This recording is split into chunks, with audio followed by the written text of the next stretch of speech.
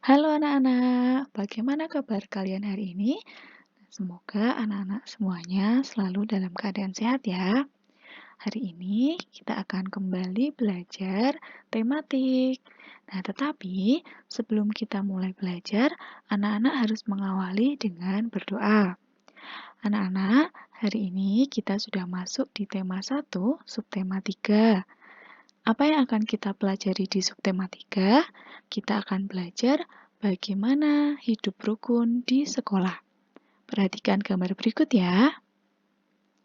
Nah, di sini ada sebuah gambar di mana dalam gambar tersebut ada Udin dan temannya yang sedang duduk di bawah pohon dan mereka sedang makan bersama. Udin dan teman-teman belajar di sekolah. Selain waktu belajar, ada juga waktu istirahat. Waktu istirahat dapat digunakan untuk berbagai hal. Ada yang bermain, berbincang, atau saling bercanda dengan teman. Udin dan Penny beristirahat di bawah pohon rindang. Mereka menikmati bekal makanan dari rumah bersama-sama. Nah, jika anak-anak saat ini kan kita sedang tidak belajar di sekolah, kalian melaksanakan kegiatan belajar dari rumah. Nah, ketika kalian sedang istirahat, apa yang kamu lakukan?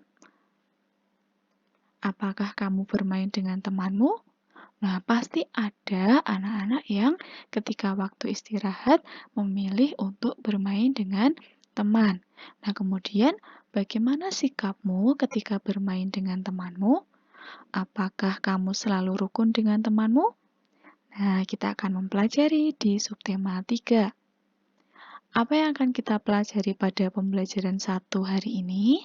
Yang pertama, kita akan mengenal apa itu kalimat perintah. Kemudian yang kedua, kita akan menggambar dengan alat yang berbeda. Dan yang ketiga, kita juga akan melakukan penjumlahan bilangan. Anak-anak sudah siap untuk materi pada hari ini? Mari kita simak percakapan antara Udin dan ibunya. Bekal makanan yang dibawa Udin disiapkan oleh ibu. Ibu menyuruh Udin untuk berbagi dengan teman di sekolah. Kata ibu, "Bagilah bekalmu dengan teman-teman ya, Din." Kemudian Udin menjawab, "Baik, Bu. Mengapa kita sebaiknya berbagi dengan teman, Bu?" Kemudian ibu menjawab lagi, "Berbagi menunjukkan sikap rukun. Bawalah tempat bekalmu kembali ya." Nah, demikian percakapan antara Udin dan ibu. Nah, anak-anak tadi sudah disampaikan, hari ini kita akan belajar apa itu kalimat perintah. Nah, jika anak-anak melihat di kalimat ini diakhiri dengan tanda seru. Kemudian di sini ada tambah akhiran lah. Bagilah dari kata dasar bagi dan diakhiri dengan tanda seru. Nah, inilah yang kita sebut sebagai kalimat perintah. Kalimat perintah biasanya ditandai dengan akhiran lah dan kalimat itu diakhiri dengan tanda seru. Maka dari percakapan antara Udin dan ibunya, coba anak-anak temukan yang pertama, bagilah bekalmu dengan teman-teman ya, Din. Nah, di sini ada akhiran lah pada kata bagi dan kalimat tersebut diakhiri dengan tanda seru. Apa artinya dari kalimat ini? Nah, ibu meminta Udin untuk membagi bekal bersama dengan teman-teman. Kemudian, apakah masih ada lagi kalimat perintah dari teks percakapan? Masih ada satu lagi. Mari kita baca. Bawalah tempat bekalmu kembali ya. Sama halnya dengan nomor 1, kata di sini diberi akhiran lah Dan kalimat ini diakhiri dengan tanda seru. Ini menyatakan bahwa kalimat tersebut merupakan kalimat perintah. Yang berarti apa? Ibu Udin meminta Udin untuk membawa kembali tempat bekalnya. Nah, sekarang anak-anak cobalah lengkapi kalimat berikut menjadi kalimat perintah. Nah, ada 5 soal, anak-anak harus melengkapi kira-kira kata apa yang bisa dimasukkan di setiap kalimat sehingga menjadi kalimat perintah yang utuh. Silahkan dikerjakan di buku tugas masing-masing. Nah, anak-anak, tadi juga sudah saya sampaikan ya, hari ini kita juga akan belajar mewarnai. Nah, di kelas, para siswa itu sedang belajar menggambar. Udin, Edo, dan Siti menggambar dengan alat yang berbeda. Kalau kita lihat di sini, Udin memilih menggambar dengan menggunakan pensil warna. Kemudian Edo memilih menggambar menggunakan spidol. Dan Siti memilih menggambar dengan menggunakan krayon. Anak-anak tentunya sudah pernah ya mewarnai dengan pensil warna atau dengan spidol atau bahkan dengan krayon. Nah, tugas kalian berikutnya adalah mewarnai gambar yang sudah kalian terima dengan menggunakan alat yang berbeda. Satu gambar diwarnai dengan pensil warna, gambar kedua diwarnai dengan krayon, dan gambar ketiga diwarnai dengan spidol. Kemudian, anak-anak juga harus bisa membedakan atau menuliskan ciri-ciri dari masing-masing gambar. Jika diwarnai dengan krayon, hasilnya bagaimana? Nah, kalian tuliskan. Nah, anak-anak, ternyata di sekolah Udin itu ada banyak sekali siswa. Jadi siswanya cukup banyak. Siswa yang laki-laki berjumlah 125 siswa. Sedangkan siswa perempuan berjumlah 117 siswa. Nah, pertanyaannya, berapa jumlah semua siswa di sekolah Udin? Nah, tadi ada yang laki-laki dan ada yang perempuan. Yang laki-laki berjumlah 125 siswa, yang perempuan berjumlah 117 siswa. Dan kita diminta untuk menentukan jumlah semua siswa yang ada di sekolah Udin. Nah, kira-kira bagaimana ya caranya? Nah, betul sekali, kita akan melakukan penjumlahan.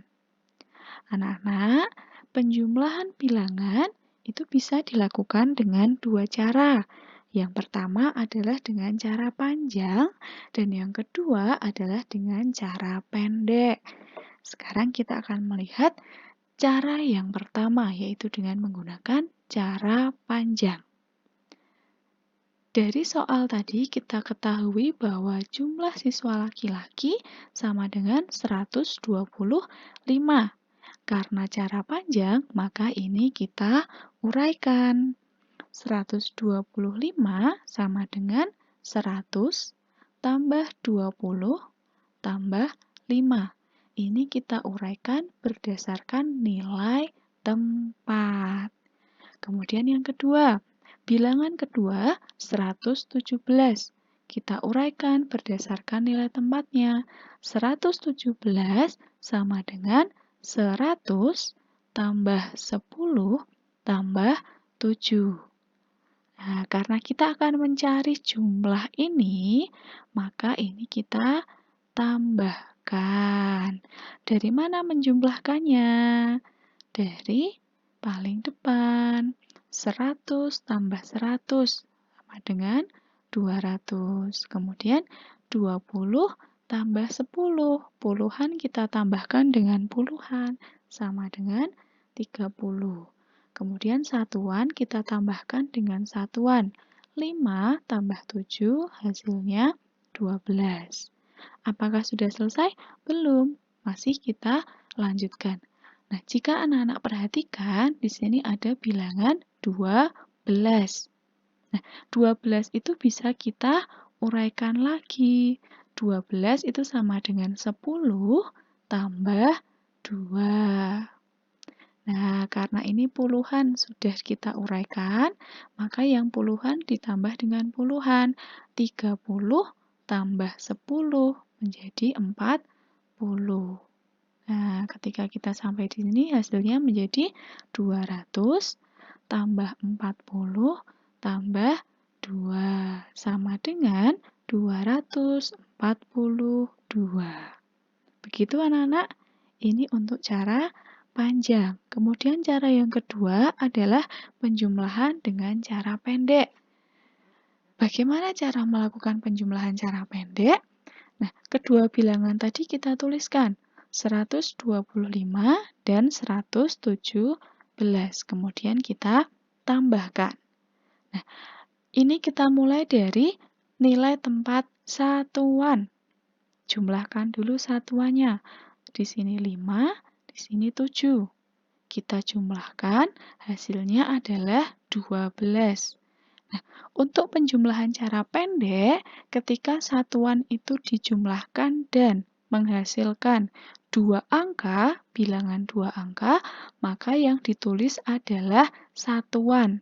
Nah, dari 12 ini satuannya adalah 2, maka yang dituliskan adalah 2. Kemudian simpan 1 puluhan. 1 kita simpan di sini, di nilai tempat puluhan. Nah, setelah satuan kita jumlahkan, langkah kedua kita jumlahkan puluhannya. Yang pertama 2, yang kedua adalah 1. Jika kita jumlahkan hasilnya 3. Nah, tetapi karena ada simpanan 1, maka hasilnya menjadi 4. Kemudian yang terakhir kita harus menjumlahkan nilai tempat ratusan. 1 tambah 1 sama dengan 2. Hasil dari penjumlahan ini adalah 242. Hasilnya sama ya dengan cara panjang. Nah, supaya anak-anak lebih memahami perbedaan penjumlahan dengan cara panjang dan pendek, silakan anak-anak menyelesaikan soal yang sudah tertulis di sini. 4 soal yang berwarna biru, ini anak-anak harus menyelesaikan dengan cara panjang. Kemudian pada kotak yang berwarna merah muda, anak-anak harus menyelesaikan dengan cara pendek. Nah, ini tadi pembelajaran kita hari ini. Semoga anak-anak bisa memahami materi kita pada hari ini. Terima kasih atas perhatian anak-anak. Sampai jumpa di pembelajaran berikutnya. Tetap jaga kesehatan, jangan lupa untuk rajin berolahraga, dan selalu makan makanan yang bergizi. Sampai jumpa.